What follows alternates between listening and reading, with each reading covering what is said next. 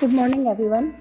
बच्चों, आज हम बीए पार्ट फर्स्ट में लोकतंत्र और अधिनायक तंत्र इसका अध्ययन करेंगे। तो बच्चों, जैसा कि मैं आपको बता दूं कि नाम से ही आपको प्रतीत हो रहा है कि लोकतंत्र जिसमें कि जो शासन की शक्ति है वो जनता के हाथ में निहित होती है। जनता का शासन, जैसे इब्राहिम लिंकन की जो परिभाषा आपने सुनी है, बचपन से ही पढ़ी है आपने अपने क्लासेस में, तो उसमें यही है कि जनता के द्वारा जनता के लिए शासन लोकतंत्र है। सिंपल परिभाषा है।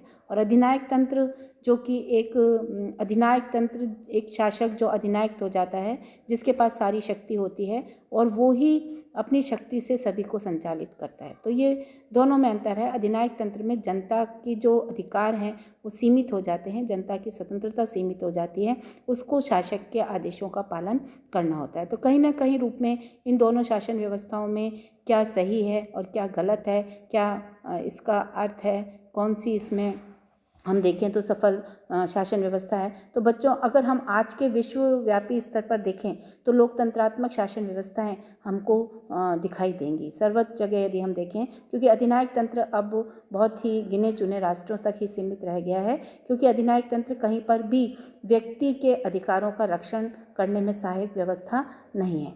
जब अगर हम अधिनायक तंत्र की बात करें तो नेपोलियन बोनापार्ट के अधिनायक को देखें तो वो एक अच्छा शासक था, जो अधिनायक होते हुए भी उसने जनहितों में काम किया था। लेकिन अगर हम हिटलर को देखें, मुसोलिनी को देखें, तो उन्होंने कहीं ना कहीं एक आतंक के आधार पर, भय के आधार पर जनता की सहमति को हासिल किया था। तो कहीं ना कहीं लोकतंत्र में जनता की स्वयं स्वीकृति होती है, स्वयं अपने प्रतिनिधियों का, अपने शासक का चुनाव करती है, जो उनके हितों के लिए जिम्मेदार होते हैं, उनके हितों का रक्षण करते हैं, उनके प्रति उत्तरदायी होते हैं। तो बच्चों, वही हम अध्ययन आज लोकतंत्र और अधिनायक तंत्र के अंतर्गत सबसे पहले हम लोकतंत्र का अध्ययन करेंगे। मानव जाति के प्रारंभिक काल से यदि हम देखें, आधुनिक समय तक देखें, तो कई राजनीतिक व्यवस्थाएं जो हैं वो दृष्टिगोचर होती हैं और कई जो व्यवस्थाएं हैं वो दिखाई देती हैं। शासन के विशिष्ट रूप को मानव जाति के राजनीतिक विकास में एक बहुत ही महत्व रहा है। इस प्रकार की महत्वपूर्ण शासन व्यवस्थाओं में बच्चों राजतंत्र है, कुलीन तंत्र है ना, और लोकतंत्र है। तो जब हम अरस्तु की बात करते हैं, प्रारंभ में अरस्तु ने जैसा कि मैंने आपको बताया कि 158 संविधानों का तुलनात्मक अध्ययन किया। उसने शासन के स्वरूप का भी अध्ययन किया। उसने शासन के 3 शुद्ध रूप बताए और 3 विकृत रूप बताए। अरस्तु का ये मानना था कि जब शासन शक्ति एक व्यक्ति में निहित होती है, शुद्ध रूप है राजतंत्र। जब राजा जनता के हित में कार्य करता है, अपने हितों की पूर्ति नहीं करता है, तो वो अच्छा रूप है, श्रेष्ठ रूप है। लेकिन जब राजा केवल स्वयं के हितों को ध्यान देगा तो वो राजतंत्र किस में बदल जाएगा? निरंकुश तंत्र में।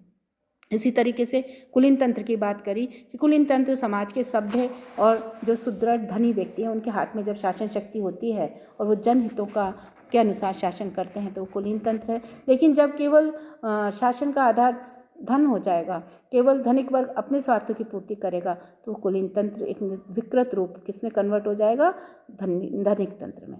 इसी तरीके से लोकतंत्र एक जनता का शासन है और जो जनता के द्वारा प्रतिनिधि आएंगे। लेकिन लोकतंत्र को अरस्तु ने विकृत रूप माना, क्योंकि उसका ये मानना था कि लोकतंत्र में एक भीड़ हो जाती है।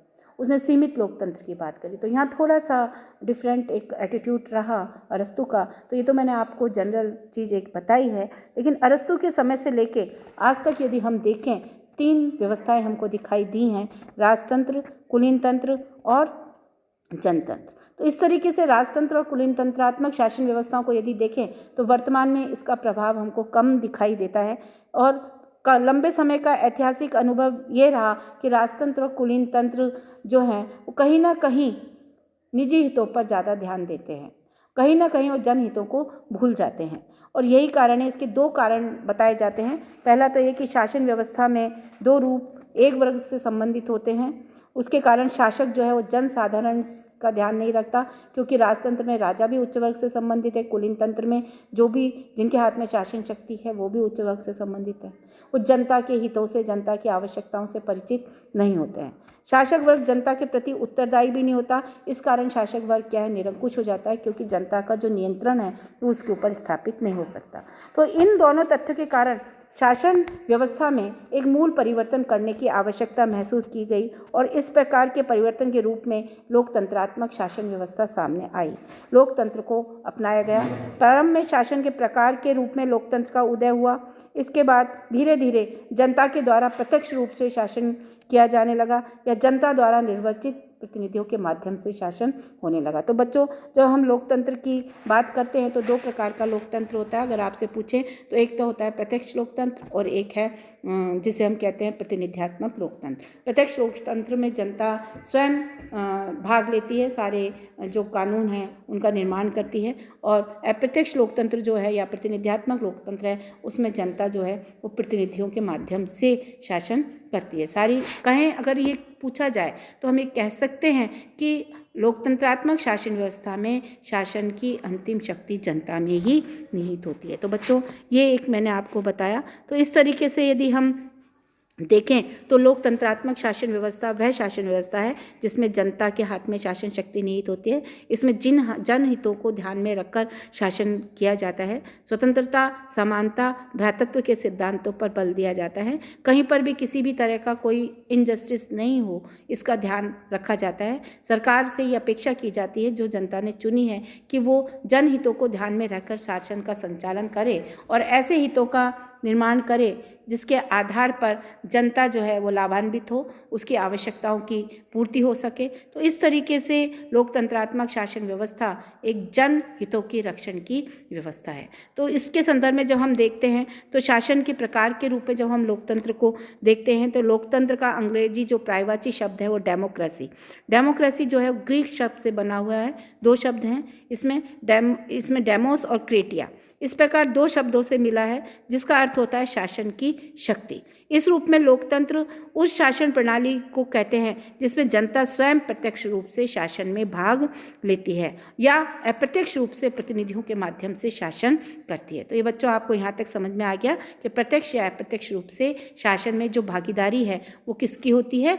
जनता की होती है। तो उसको हम लोकतंत्रात्मक शासन कहते हैं। एक लंबे समय से यदि हम देखें तो लोकतंत्र का तात्पर्य शासन के एक प्रकार से ही लिया जाता था और विभिन्न विद्वानों द्वारा इस रूप में लोकतंत्र को अलग अलग रूप से इसकी व्याख्याएं की गई।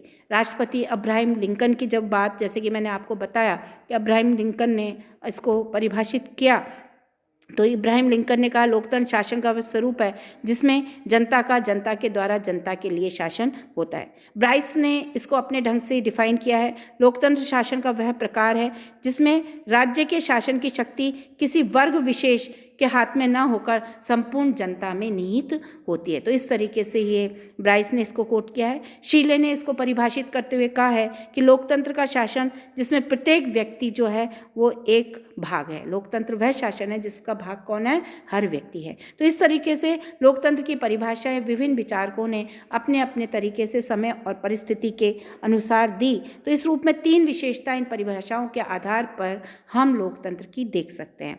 पहली विशेषता है जनता का प्रतिनिधित्व। इसके अंतर्गत जनता की प्रतिनिधि सरकार के द्वारा शासन किया जाता है और ये सरकार जो है इसमें देखें तो जनता के द्वारा चुनी जाती है, जिसके लिए अलग अलग व्यवस्थाएं हैं। चुनाव हुए जाते हैं, चुनाव के माध्यम से वयस्क मताधिकार के आधार पे व्यक्ति अपने वोट देते हैं और जिसको बहुमत मिलता है वो दल जो है वो सरकार का निर्माण करता है। तो ये एक लौकिक है। ये क्या है? एक लौकिक है, ये दैवीय नहीं है। दैवीय नहीं है, शासन का आधार लौकिक है। दूसरा, जनता के हितों का रक्षण। तो लोकतंत्र में शासन का अस्तित्व जनता के हितों के रक्षण के लिए है, क्योंकि कुलीन तंत्र और राजतंत्र जनहितों का रक्षण नहीं कर पा रहे थे, इसलिए लोकतंत्रात्मक शासन व्यवस्था आई। तो जनहितों के रक्षण के लिए इसकी व्यवस्था की गई है। इसके अंतर्गत सरकार एक साधन है, सदैव साध्य नहीं है, साध्य व्यक्ति है। सरकार एक साधन है व्यक्ति के हितों का रक्षण करने के लिए। तीसरा, जनता के प्रति उत्तरदायी। लोकतंत्रात्मक शासन व्यवस्था में जो भी प्रतिनिधि होंगे वो जनता के प्रति उत्तरदायी होंगे और जब तक ही अपने पद पर बने रहेंगे जब तक कि जनता का विश्वास उनमें रहेगा। तो इस तरीके से शासक द्वारा अपनी शक्ति का प्रयोग यदि सर्वसाधारण के हित में नहीं किया जाएगा तो जनता को ये राइट है कि वो उसको उसके पद से हटा सकती है ना। तो इस तरीके से तीन विशेषताओं के आधार पर किया जा कहा जा सकता है कि शासन के प्रकार के रूप में लोकतंत्र के अंतर्गत सर्वसाधारण जनता ही सरकार की स्थापना करती है और उसके अनुसार ही सरकार को कार्य करना पड़ता है। तो ये तो बच्चों आज हमने बात करी शासन के प्रकार के रूप में। इसके बाद दूसरा है राज्य के प्रकार के रूप में लोकतंत्र। यह अनुभव किया जाता है कि जनता के प्रतिनिधि भी कम से कम एक निश्चित समय तक राजा या कुलीन वर्ग के समान ही शक्ति का भ्रष्ट रूप में प्रयोग कर सकते हैं। इस बात के लक्ष्य को ध्यान में रखते हुए एक राजनीति के संदर्भ में लोकतंत्र किस रूप में है इसको परिभाषित किया गया है। इंग्लैंड में यदि हम देखें तो एक कटाक्ष किया गया था ब्रिटिश प्रजातंत्र के ऊपर, क्योंकि बच्चों ब्रिटिश प्रजातंत्र में पहले वहाँ पे आपको पता है राजतंत्र बहुत प्रभावी था, लेकिन धीरे धीरे क्या हुआ कि वहाँ पर जो शासन शक्ति है वो संसद के हाथ में आ गई। इंग्लैंड केवल चुनाव के दिन में ही स्वतंत्र होता है। चुनाव के वहाँ पर इतना प्रभाव रहता है राजा का या कि वहाँ पर चुनाव के दिनों में ही व्यक्ति को स्वतंत्रता मिलती है, ऐसा वहाँ कटाक्ष किया गया है। लोकतंत्र को वास्तविक रूप में जनता के प्रति उत्तरदायी बनाने के लिए आवश्यक है कि जनता न केवल अपने प्रतिनिधियों का चुनाव करे बल्कि अपने प्रतिनिधियों के व्यवहार पर भी नियंत्रण करे। उसको अधिकार हो, उच्च प्रतिनिधि चुन के भेज दे, फिर उसके वो प्रतिनिधि उनके प्रति उत्तरदायी नहीं हो तो जनता कुछ ना कर सके तो कोई मतलब ही नहीं है। तो इसीलिए कटाक्ष किया गया है ब्रिटिश प्रजातंत्र पे कि वहाँ जनता को चुनाव के समय ही खुला छोड़ा जाता है। तो ऐसा नहीं होना चाहिए, उसके ऊपर एक नियंत्रण स्थापित किया जाना चाहिए। और अंतिम रूप में महत्वपूर्ण राजनीतिक नियमों का निर्माण जनता के द्वारा ही होना चाहिए, तभी हम राजनीतिक संदर्भ में लोकतंत्र को देख सकते हैं, राज्य के एक प्रकार के रूप में लोकतंत्र को देख सकते हैं। हर्नशाह ने इस संबंध में इसकी एक कोटेशन दी है कि राज्य के प्रकार के रूप में लोकतंत्र शासन की एक विधि नहीं अपितु सरकार की नियुक्ति करने, उस पर नियंत्रण करने तथा सरकार को अपदस्थ करने की विधि है। कहने का मतलब यह है कि बच्चों यदि सरकार सही ढंग से कार्य नहीं कर रही है तो ये आपको पता है कि सरकार के विरुद्ध भी संसद के द्वारा अविश्वास प्रस्ताव, निंदा प्रस्ताव लगाया जाता है। जब ये अविश्वास प्रस्ताव पारित हो जाता है संसद में तो सरकार को अपने पद से त्यागपत्र देना पड़ता है। तो कहीं ना कहीं हम ये कह सकते हैं कि लोकतंत्र में सरकार बाध्य है। और बच्चों ये भी आपको पता है कि जब हम लोकतंत्र की बात करते हैं तो जब सरकार बनती है तो सरकार पक्ष सत्ताधारी पक्ष की बनती है, विपक्ष में एक दल होता है जो सदैव सरकार के ऊपर नियंत्रण रखता है। तो इस तरीके से लोकतंत्र में सरकार मनमाने तरीके से कार्य जो है वो नहीं कर सकती है, उस पर कुछ ना कुछ नियंत्रण होते हैं। तो ये हमने दो प्रकार आज जाने कि शासन के प्रकार के रूप में लोकतंत्र और राज्य के प्रकार के रूप में लोकतंत्र। अब सामाजिक व्यवस्था के प्रकार के रूप में लोकतंत्र, जीवन के विशिष्ट दृष्टिकोण के संदर्भ में लोकतंत्र और आर्थिक व्यवस्था के प्रकार के रूप में लोकतंत्र, इसका हम जो अध्ययन है वो आगामी क्लास में करेंगे।